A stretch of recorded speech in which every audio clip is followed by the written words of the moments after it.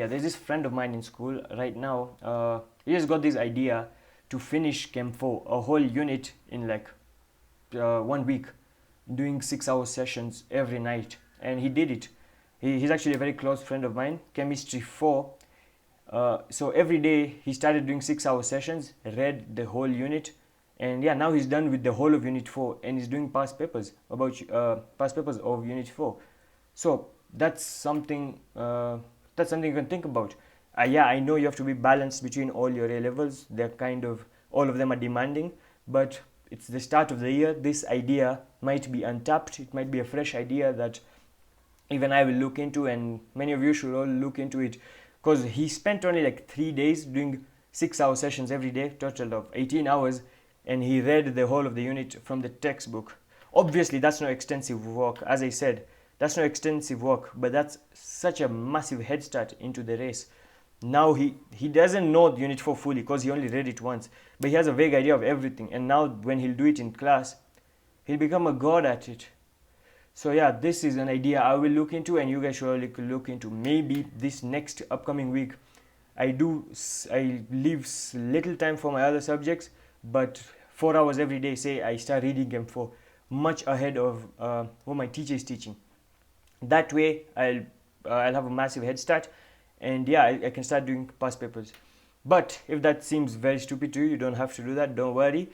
Remember when I said hold that thought about past papers? You don't want to start doing past papers now because obviously we have not learned content. So that's where topical questions come in. Websites like PMT, Physics Maths Tutor, Paper Loads, they compile Discord servers if you're in any. They compile topical questions about just a topic, compile them into a large PDF, and yeah, you can do those after you've learned, because that's not the same as doing past papers where there is content that you haven't learned. So let's say physics, I've year 13 physics, I've finished circular motion, so I'll go to PMT and start looking for topical questions on circular motion, and yeah, that way I can solidify my knowledge of the topic, finish them, go to the marking scheme. Okay, sorry, the video got cut off. As I was saying, topical questions. You don't want to start doing past papers immediately right now, because if you're anything like me, once I've done a past paper, I don't like repeating it. When I try to repeat it, because I've tried, my brain will just be like, bro, you've already done this, you know this. It'll just get bored, and my brain will just refuse to redo a past paper. So I like to keep a nice stock of fresh past papers to do them. I like fresh, untouched past papers. That's what I love. So if you're anything like me, you don't want to waste past papers too early in the beginning of the year, which is right now. So you should start doing topical questions from older past papers, even newer past papers. Topical questions are okay. It's doing whole past papers and then redoing them that my brain won't allow myself to do. Although that is kind of a flaw, and if I said be extensive, you should be prepared to redo past papers, and hopefully when in year 13 I will try to redo past papers. That's actually very good. I've seen many high achieving students do that, and I get inspired by them, and I'm like, okay, I should also start redoing. I should also start redoing past papers. For math it really helps, because math is very easy to make mistakes and forget something key. So redoing past papers is good. So if you're comfortable with redoing past papers, you can, like my friend, cover the overview of a whole unit, read the whole unit in a passive way right now, and then attempt a past paper. Because if you're okay with redoing it, you're not quite wasting the past paper. You'll go on in the future to redo it. So if you're anything like that, you should follow my friend's idea. Any subject you're doing a whole unit, just spend 1 week and do it. You won't be very good at it, but you'll now be 70% done with it, because now you have a rough idea of almost everything. You understand everything. It's just revision that you need. So you can do a whole unit in a passive way. Now, obviously, as you guys all know, on YouTube and everywhere else, people keep saying active recall, spaced repetition. All these are the techniques that are goated, and I also agree with them. But learning stuff doing it passively is kind of good. Like learning a whole unit, like my friend, you can do it passively, read the whole textbook. Although try to be a bit active, like spend more time on each paper. That's also a form of active learning if you didn't know. Passive is just you absolutely just skim through without visualizing in your head. If you spend time, even reading is active learning. Even not that I've done the research, but I think if you read something, put it deeply in your head, you think about it, you think about how it branches, you think about all the insights you get from that, even that is active. So try to do reading like that. And then spaced repetition is what I consider absolutely goated. I absolutely love spaced repetition. So I think even my friend and I myself and all my friends use spaced repetition. You do something deeply, and then it's known, it's researched that humans have a forgetting curve. Your brain will just start deleting information that it thinks is unimportant. So how do you conquer that, or rather, yeah, how do you oppose that? By spaced repetition. Actually haven't researched the frequency too well, the frequency of repeating it, but now that you guys know spaced repetition is goated, you can go do your own research and do the thing that helps you a frequency of redoing something you did in the past, so that it stays fresh and gets cemented into your memory. So spaced repetition is very important. Do one thing this week, after 3 or 4 days, or 1 week, again I'm not very sure about the frequency, do it again in the same way you did it initially, and that will solidify it in your head, and you should never struggle with that topic ever again. That's just how it works. So spaced repetition and active recall. Active recall is kind of a misleading name. Just say active learning, which means you are so deeply into the thing, you're in absolute flow state while you're sitting on your desk, that yeah, that now it's active. Your brain is just learning actively. That's quite literally how it's defined. Your brain is actively taking in information, learning it, enjoying it. Passive is just reading like a robot. That won't work. So that's the difference between active learning and passive learning. So that's the distinctions between active, passive, and how you can use spaced repetition in your work. Now, just to emphasize the concept of being extensive again, because I really have to emphasize this concept, it's very important. You want to be so extensive that nothing can come in your way. You see, all this 13 or so books I showed you, all filled to the brink with past papers. In those past papers, I would quite literally, after finishing the paper and while I'm marking the paper using the mark scheme, I would commentate. And I wouldn't just commentate in my mind, I'd write it down. So that's also active learning, not just thinking, putting it down, putting it in. I would quite literally, I remember this distinctively. Wait. Physics, oh my days. Yes. This physics book, I'd be up till midnights and I'd commentate on how I did a paper. Just like how a cricket or football commentator commentates on a match. Like, I would quite literally in a very detailed way, write to myself what things I got correct and what things I missed, so that in the future I'd never mess that up again. Like you see all this series of like 5 pages. I remember distinctively. I was commentating on the paper I had just done, so that I never make those same mistakes again. So that's a form of active, extensive work.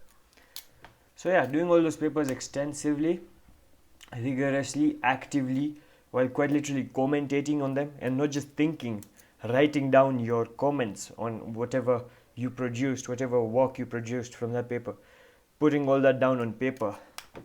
That's quite literally the definition of deep, extensive work. You can't go wrong with such stuff.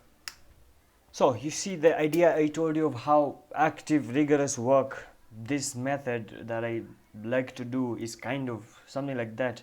Look at this comment I quite literally wrote down on paper after marking the paper. Good thing you did this. Always do the simple calculation. They have they have marks. Good thing you did this. Always do the simple calculations, they have marks. So basically it was a question that was about explaining, about writing, but then my brain just prompted me to do a calculation, and it was in the marking scheme. They had marks as I wrote down this simple small calculations that someone would say just do in their head and never write down has marks.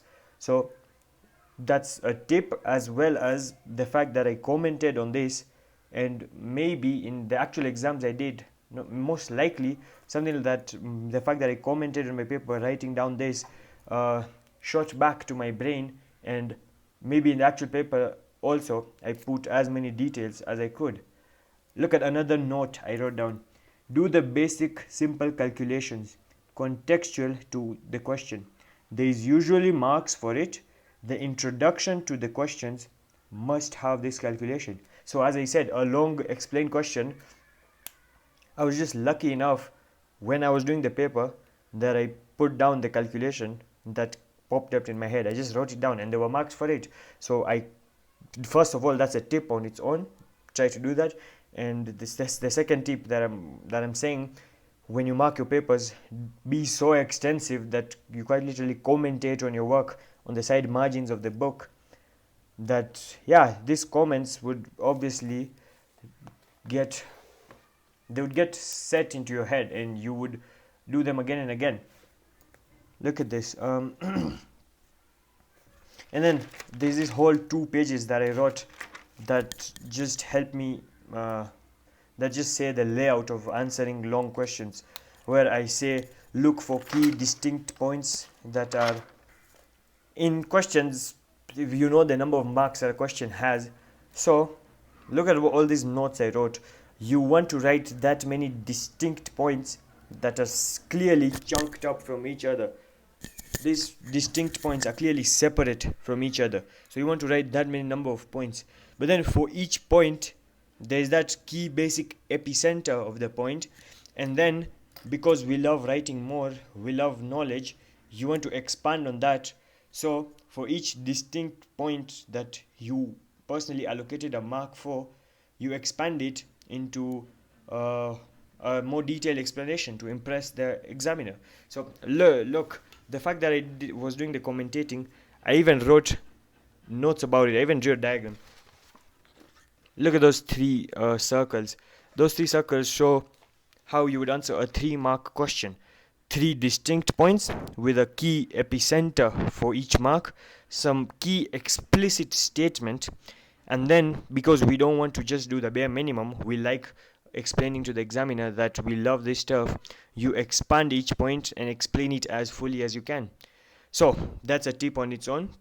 Try to do that if you love it. That's some nice tip I put on myself and now I'm putting across to you guys. And then the fact that I was doing all this commentating means that these ideas of how to answer questions were so set nicely in my head that I believe in the actual exams I must have also subconsciously used them. I must have subconsciously implemented them, and that would have been good for me. So try to be so extensive that after you mark a paper, you write down comments on the margin. Ideally every question, because there's no shortage of time. We're still at the start of the year, and I keep telling you guys, use time very well. So it doesn't matter if you spend 30 minutes marking a paper for yourself, writing down comments on the side. Do that, and these 2 comments I told you, which should also help you, of how to answer questions by allocating and chunking up the marks into individual marks, and then defining a clear explicit statement for each mark that on its own would give you the mark. But we don't want to just do the bare minimum. Then you explain it more so that the examiner is impressed and you have maximum chances of getting full marks for that specific question. So for study methods, I spoke about commentating, that's just being extensive and rigorous, how to answer questions in this simple brief way I said. Active recall, don't do passive work unless you're just learning stuff, then passive is good enough, as long as then you will do special repetition on it. And the notion that only smart students can cook, please remove that from your head. Just know that if you're extensive, you'll cook. And then finally, yeah, be more exam oriented. Even if you love the deep physics, even if you love the deep maths, for the exams, just be exam oriented. In the universities, you'll have an opportunity to do your love and show your love for the subject. But for now, do exam oriented revision. And it's not that frustrating. Even exam oriented kind of overlaps with the love oriented way of revising. It's just kind of frustrating that they don't fully overlap. It's more of a Venn diagram where there's a small overlap. So you have to be in that overlap where you're studying to love the subject and you're also studying to be exam oriented. So yeah, it's not that frustrating. It's not that the exam oriented way is completely different from the orientation of loving the subject, but this a slight overlap. Try to live in that overlap. Yeah, that's it for the video. Might be a long one.